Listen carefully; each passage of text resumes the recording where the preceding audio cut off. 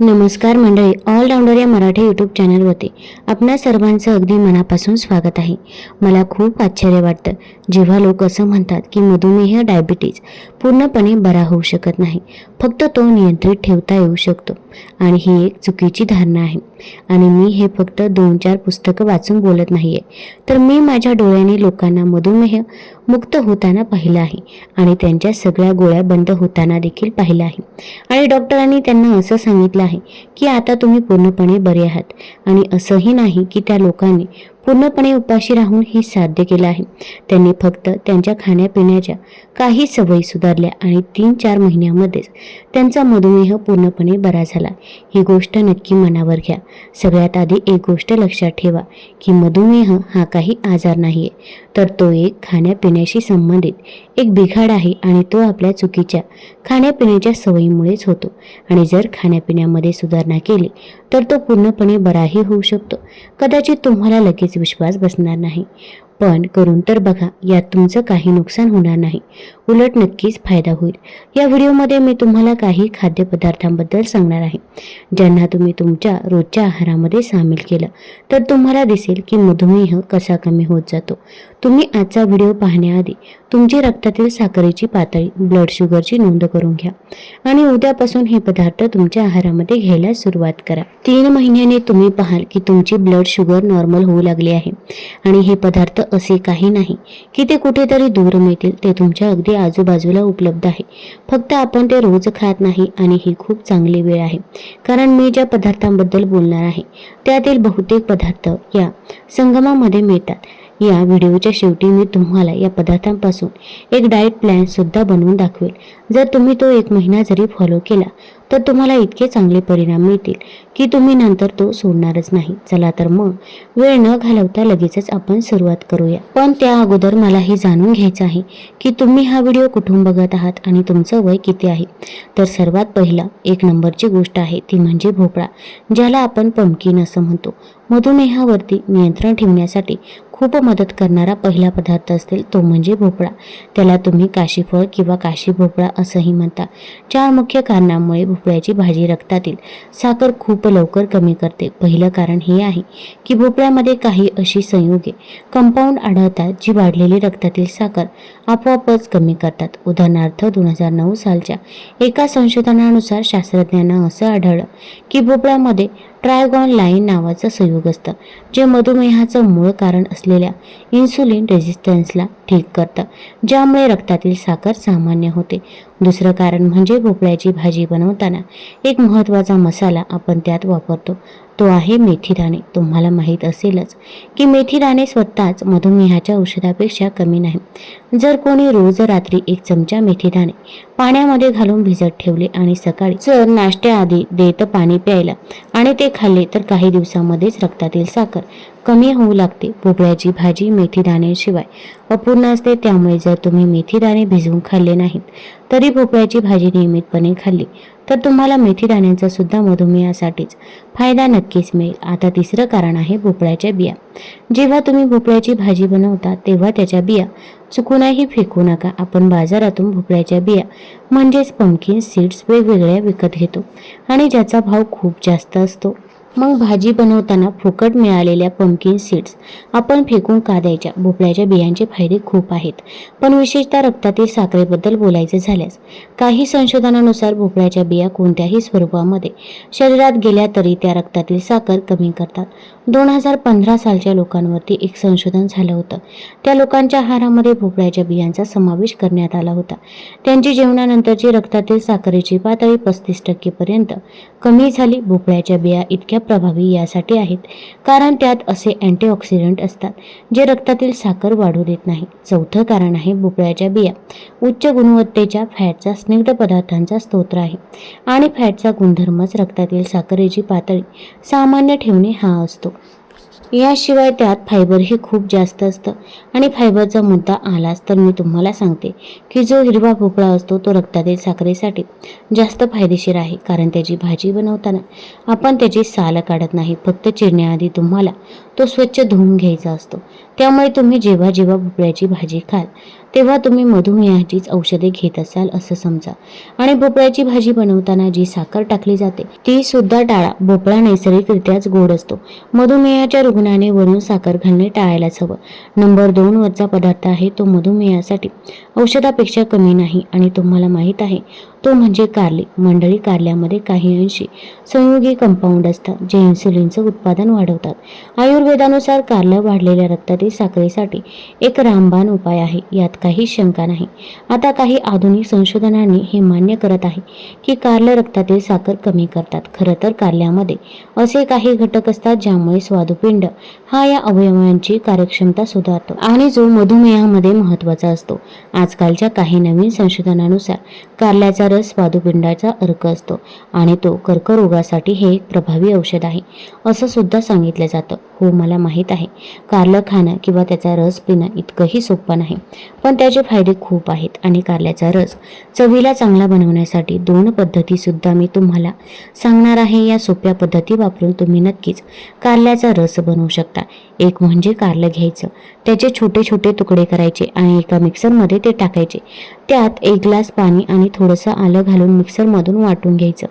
वाटल्यानंतर ते एका भांड्यात गाळणीच्या साह्याने गाळून त्याचा रस वेगळा करा. आता त्यात एक अर्धा चमचा सैंधव मीठ किंवा मग काळं मीठ टाका. नंतर त्यात 1 लिंबाचा रस चांगल्या प्रकारे पिळा आणि हे मिश्रण व्यवस्थित ढवळून घ्या आणि एका ग्लासमध्ये काढून घ्या. कारल्याच्या रसामध्ये आलं, लिंबू, काळं मीठ घातल्यामुळे त्याचा फायदा तर वाढतोच, पण त्याची चवही पिण्यासारखी होते. आणि दुसरी पद्धत म्हणजे कारल्याच्या रसामध्ये दुधी भोपळा मिसळून पिणं. दुधी भोपळा फायदेशीर तर आहेच, पण जेव्हा तो कारल्यासोबत मिक्स केला जातो तेव्हा तो कारल्याचा कडूपणा बऱ्याच अंशी कमी करतो. त्यासाठी 1 कारलं आणि थोडासा दुधी भोपळा घ्यायचा आहे.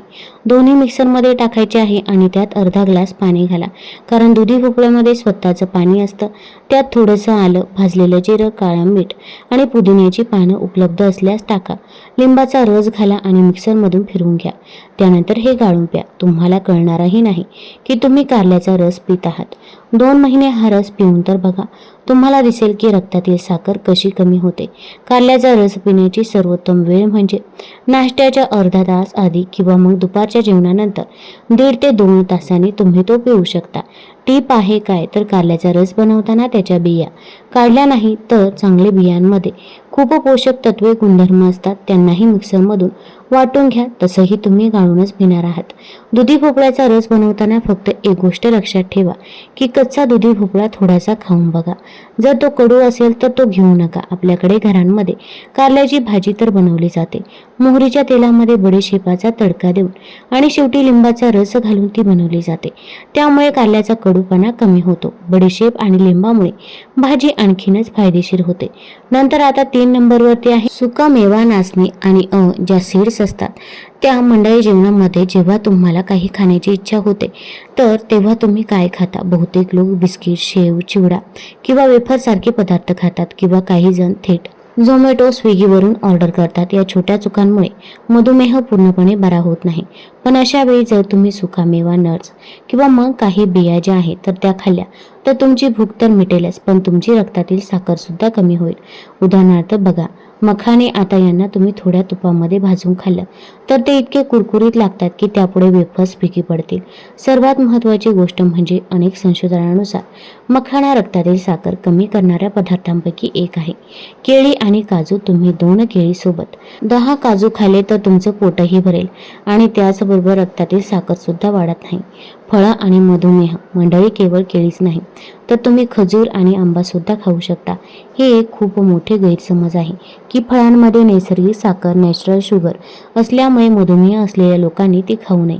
या नैसर्गिक साखरेसोबतच निसर्गाने फळांमध्ये अँटीऑक्सिडंट्स, एन्झाईम्स आणि फायबर सुद्धा भरपूर प्रमाणामध्ये दिला आहे. त्यामुळे जेव्हा आपण फळं खातो तेव्हा शरीर त्यांना सहजपणे पचवतं आणि फायबरमुळे रक्तातील साखर हळूहळू वाढते.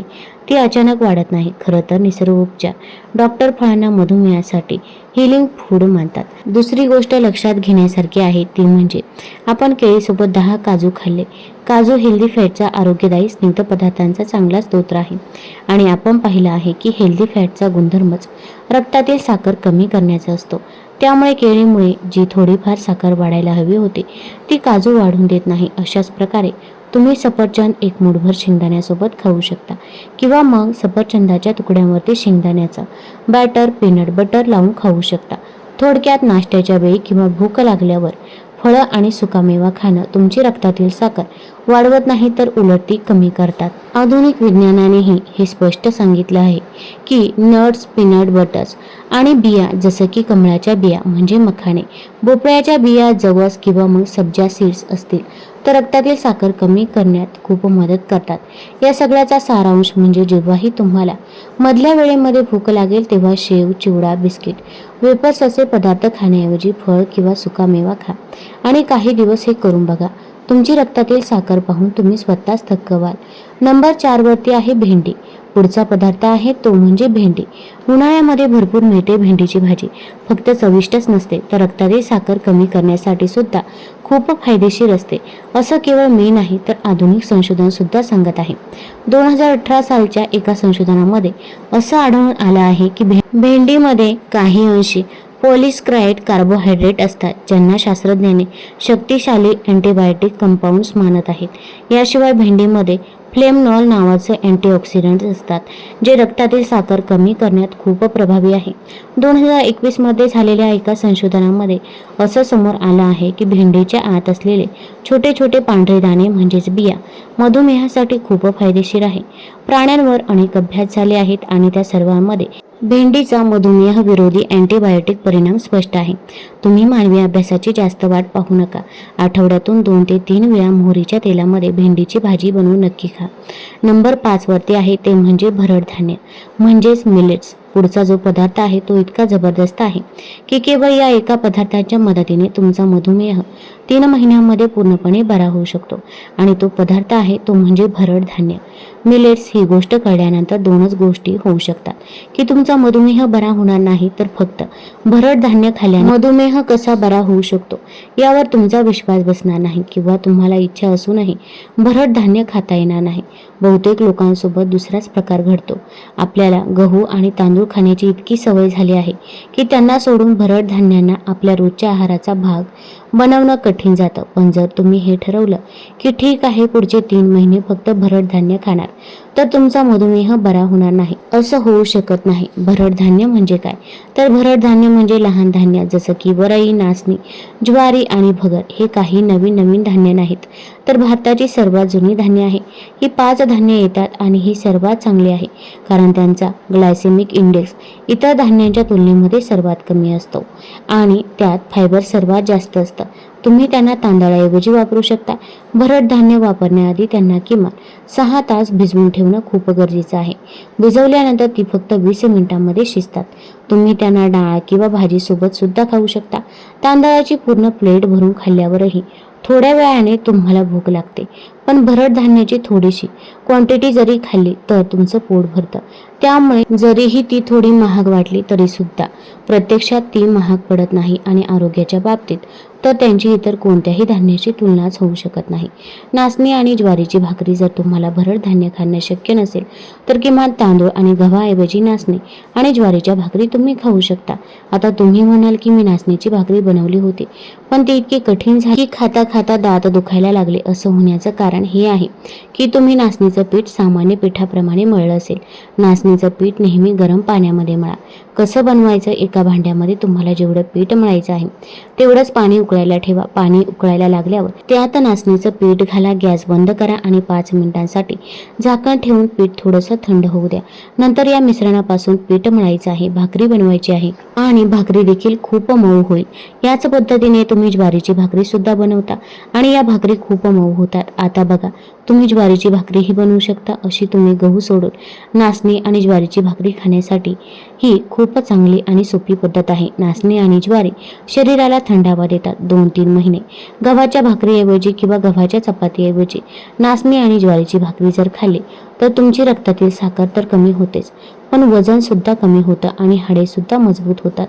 ओट्स आता हे देखील रक्तातील साखर कमी करण्यासाठी खूपच चांगलं धान्य आहे. ओट्समध्ये विद्राव्य आणि अविद्राव्य असे दोन्ही प्रकारचे फायबर असतात, जे रक्तातील साखर कमी करतात. तुम्ही नाश्त्यामध्ये ओट्स दालिया खाऊ शकतात. बाजारामध्ये स्टील कट्स ओट्स मिळतात.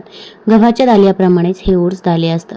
भाज्या घालून यांचा नाश्ता बनवा. दुपारच्या जेवणात आणि रात्रीच्या जेवणात नाचणी आणि ज्वारीच्या भाकरी खा. कधीतरी डाळीसोबत भरड धान्य खाणं. सांगायचं झालं तर जर तुम्ही हे केलं तर एका महिन्यामध्येच तुम्हाला असे परिणाम मिळतील की तुम्ही म्हणाल, अरे याआधी का नाही कळलं. पुढचा पदार्थ सांगण्याआधी मी तुम्हाला एक नैसर्गिक सप्लिमेंटबद्दल सांगू इच्छिते, ज्याबद्दल आधुनिक विज्ञानाला सुद्धा काही शंका नाही की ते खूप प्रभावी आहे. मी बोलत आहे अश्वगंधाबद्दल. शरीरामध्ये ताकद वाढवायची असो, तणाव कमी करायचा असो, चांगली झोप घ्यायची असो किंवा मग रक्तातील साखर कमी करायची असो, अश्वगंधा सर्व गोष्टींसाठी फायदेशीर आहे. होय मंडळी, 24 वेगवेगळ्या संशोधनांचा अभ्यास केल्यानंतर शास्त्रज्ञांनी हे मान्य केलं आहे की अश्वगंधा घेतल्यानं रक्तातील साखर लक्षणीयरित्या कमी होते आणि इन्सुलिनचं उत्पादन वाढतं. तुम्ही अश्वगंधा घेण्याआधी तुमच्या डॉक्टरांचा सल्ला किंवा आहार तज्ज्ञांचा सल्ला सुद्धा घेऊ शकता. सलाड, कोथिंबीर. आता बोलूया शेवटच्या पदार्थांबद्दल, जे आहेत आपण आधीही बोललो आहोत, पण तो इतका फायदेशीर आहे की त्याला दुर्लक्षित केलं जातं. ते म्हणजे सॅलड. जर तुम्ही फक्त एक सवय लावून घेतली की जेवण सुरू करण्याअगोदर तुम्ही एक प्लेट भरून सॅलड खाल्लं, तर तुम्ही रक्तातील साखर 47% पर्यंत खाली करू शकता. पहिलं कारण म्हणजे कच्च्या भाज्यांचा ग्लायसेमिक इंडेक्स इतर पदार्थांपेक्षा सर्वात कमी असतो. दुसरं कारण म्हणजे आपण जेवण करण्याअगोदर सॅलड खातो, तर जेव्हा कच्च्या भाज्यांमधील फायबर आपल्या आतड्यामध्ये एक संरक्षक जाळी तयार करतं, त्यामुळे नंतर खाल्लेलं जेवण रक्तामध्ये हळूहळू शोषलं जातं, ज्यामुळे रक्तातील साखर वाढत नाही आणि जास्त वेळ पोट भरल्यासारखं राहतं.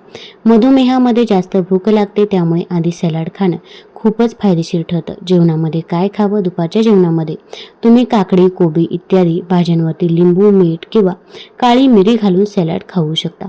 आधी एक प्लेट भरून सॅलड खा आणि मग इतर जेवण करा. आणि मग बघा, तुम्ही जेवणाआधी कांद्याचं सॅलड खा. कच्चा लाल कांदा काही अंशी संयोगी असतात आणि जी काही तासांमध्येच रक्तातील साखर कमी करतात. एका संशोधनामध्ये 84 मधुमेह रुग्णांना जेवणाआधी 100 ग्रॅम कांद्याचं सॅलड देण्यात आलं आणि 4 तासांमध्ये त्यांची रक्त त्यातील साखर 40% खाली आली. म्हणूनच रात्रीच्या जेवणाआधी कांद्याचं सॅलड आणि दुपारच्या जेवणाआधी भाज्यांचं सॅलड नक्की खा.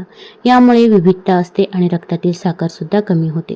आता आपण ज्या पदार्थांबद्दल चर्चा केली आहे त्यांना एकत्र करून एक सोपा डाएट प्लॅन बनवूया. सकाळी नाश्त्याच्या अर्धा किंवा 1 तास आधी तुम्ही कारल्याचा रस दुधी भोपळा घालून किंवा तुम्हाला आवडेल तसा पिऊ शकता. जर कारल्याचा रस बनवता आला नाही तर रात्री भिजवलेले 1 चमचा मेथीदाणे सुद्धा खाऊ शकता. नाश्त्यात भाज्या घालून ओट्स दालिया खा. दुपारचं जेवण सुरू करण्याआधी भाज्यांचं सॅलड खाण्यात ठेवा. राजमा, छोले किंवा मग कोणत्याही डाळीसोबत नाचणी आणि ज्वारीची भाकरी खा आणि भाज्यांमध्ये भेंडी आणि भोपळ्यासारख्या भाज्या निवडा. संध्याकाळी 4-5 वाजता भूक लागल्यास फळांसोबत सुका मेवा खायचा आहे. रात्रीचं जेवणाआधी कांद्याचं सॅलड खावं. कधी भरड धान्याची खिचडी तर कधी नाचणी ज्वारीच्या भाकरीसोबत डाळ भाजी खाऊ शकता. बस हा डाएट प्लॅन 3 महिने फॉलो करा. तुमचा मधुमेह बरा होणार नाही असं होऊ शकत नाही. मधुमेह बरा करणं काही कठीण काम नाही. अडचण तेव्हा येते जेव्हा आपण 1-2 दिवस काळजीपूर्वक खातो आणि नंतर पुन्हा बाहेरचं किंवा इतर पदार्थ खाण्यास सुरुवात करतो. पण जर तुमच्यापैकी कोणी सुद्धा ठरवलं की हे ठीक आहे की 3 महिने डाएट नक्की फॉलो करेल, तर तुमचं काम झालंच म्हणून समजा. तुमचं काय मत आहे कमेंटमध्ये नक्की सांगा. तुम्हाला जर हा व्हिडिओ आवडला असेल तर चॅनल लाईक करा, सबस्क्राईब करा आणि आपल्या मित्रपरिवारासोबत जरूर शेअर करा. धन्यवाद.